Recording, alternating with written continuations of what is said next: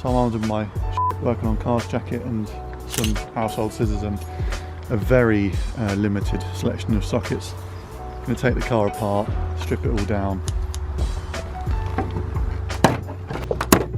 Nice. Oh. One thing that's really annoying about being too low is when it squats and stuff, it just starts biting straight into the tyre, like straight down to the wire. So I want to avoid that this year. You can see surprisingly strong fiberglass, and it's done that.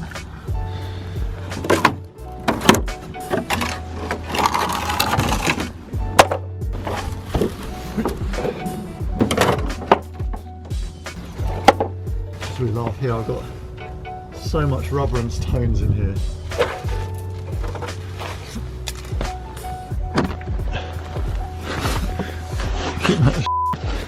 Over the season you gain in these. Lovely.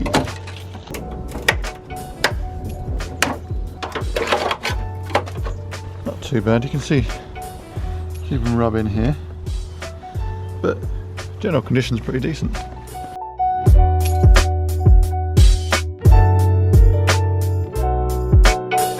So the magic of a drift car is most stuff is just finger tight, so you don't actually need hand tools. You just need your hand. Your hand is the tool.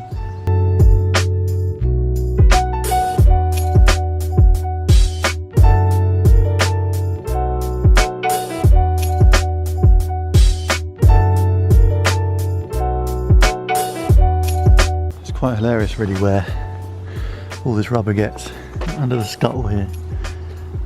Couple of years, or probably just the season's worth of stuff.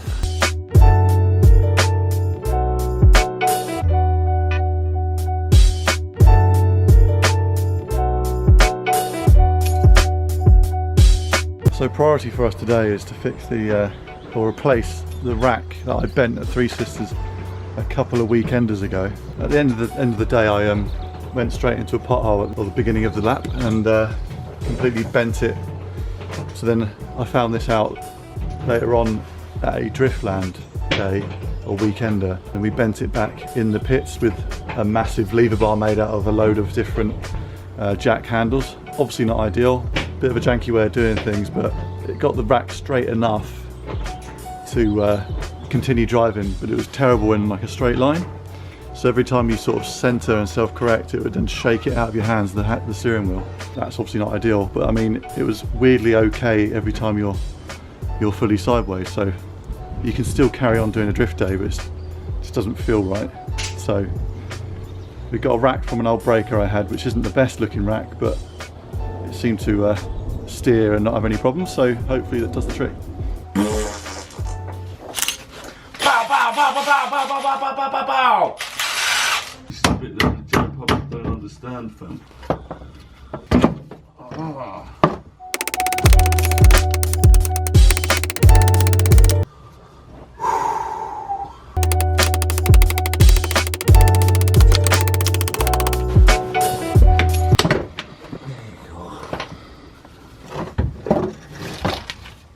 Steering rack is off bolt. You think that's straight? That looks straight to me, mate. And I can't see how that would create a wobble at straight speeds anyway. Think about it. But you know when it first happened was at Three Sisters at the end of the day, wasn't it? Yeah, we went over the rumble strips quite badly, didn't we? And then you was like, I was shaking like a motherfucker, wasn't it? And that's what bent the rack, yeah? And then you forgot about it, basically, went to another drift day. And then the wheel wobble was there. So sorry, no. Initially, before I bent the rack back, it would, you'd kick it out, and it would just stay there. Wherever you kicked it out, the wheel would then move and just lock wherever it wanted to. So we bent the rack back. Angle C. Angle C, yeah. It was still. Angle C, yeah. Then I knew it was. Then you got that wobble straight away down the straight, wasn't it? So for the rest of Driftland, like it was there. It's drivable and driftable. It's just really crap when you straighten up, and I could deal with that. Don't go straight, fam. Well, that's what I mean. I didn't. So Right, so then when we got the wobble at angle C, then I remember we went into the pits and we checked all the bearings and the ball joints, and they were sweet. Yeah. And then we carried on for the rest of the day anyway.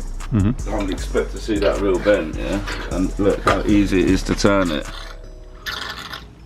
It gets a bit stiff there. I mean, we did straighten it surprisingly well for a lever bar out of jack handles. So I mean, it's free, yeah, nice and free.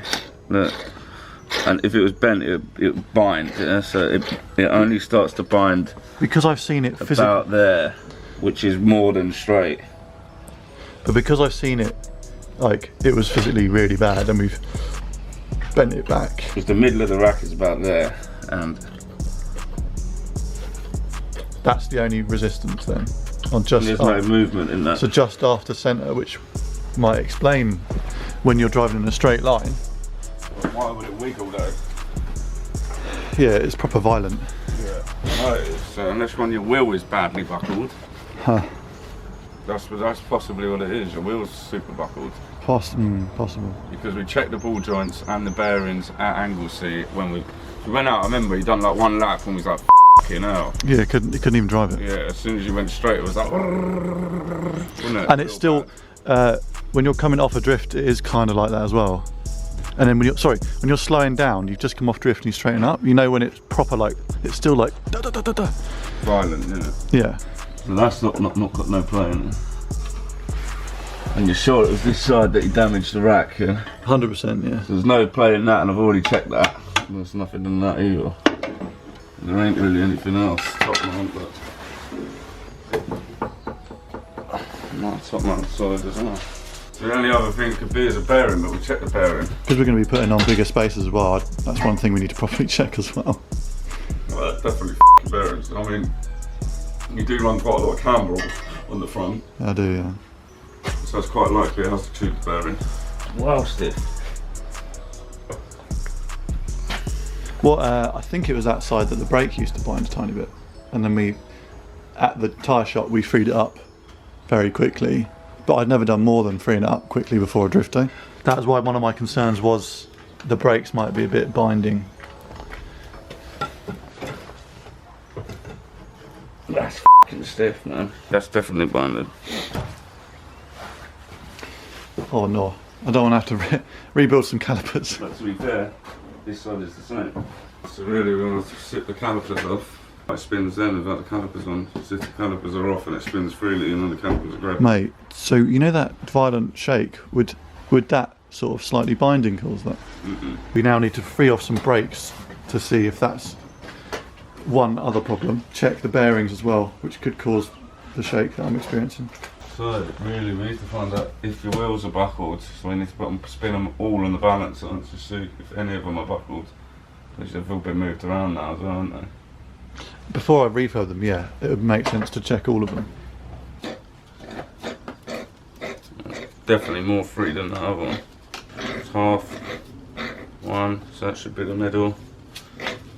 1.5, yeah. What's the middle there? This definitely feels better than the other one. Yeah, it feels better than the other one.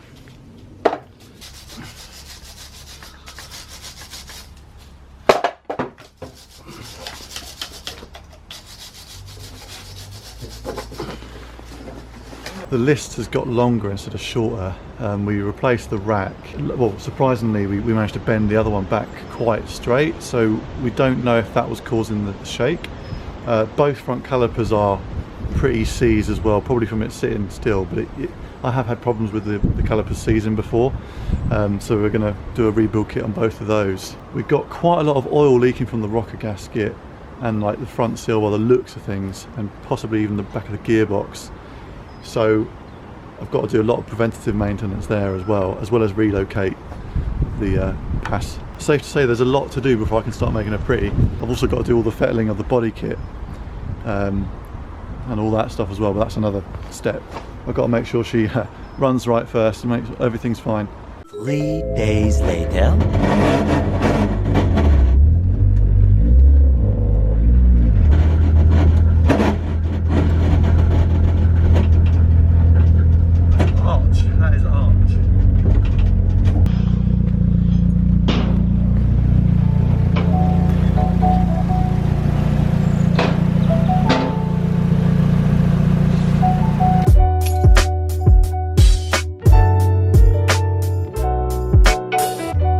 relocation wise, you're gonna put the pass over here? No, the power steering pump's going to be down here, but yeah, the reservoir over there somewhere, yeah, or something. Because I'll put the catch can here with this massive grenaded battery tray, because I can drain loads of and stuff, you know? Yeah. So yeah, you can have the reservoir here and the catch can like here as well next to it, because there's a nice little chunk of space here. Mm-hmm. Yeah. Which is out of the way of any moving parts. Mm-hmm. So,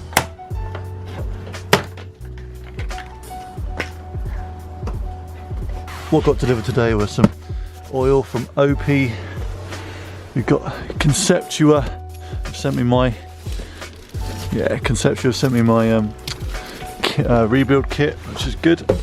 Demon Tweaks have sent me my race coolant, which is good. The 4Life racing coolant. Got some Iridium spark plugs for the service. I believe these are my 50mm spacers. So I've got a Mishimoto catch can that came in the post today. It's a pretty sexy build. Don't know if you can catch that on the camera, but it's really nicely made. It's quite weighty as well, and then the fixings as well, really quite nice. That's the Tom Gidden review. Looks nice, mate. Sick.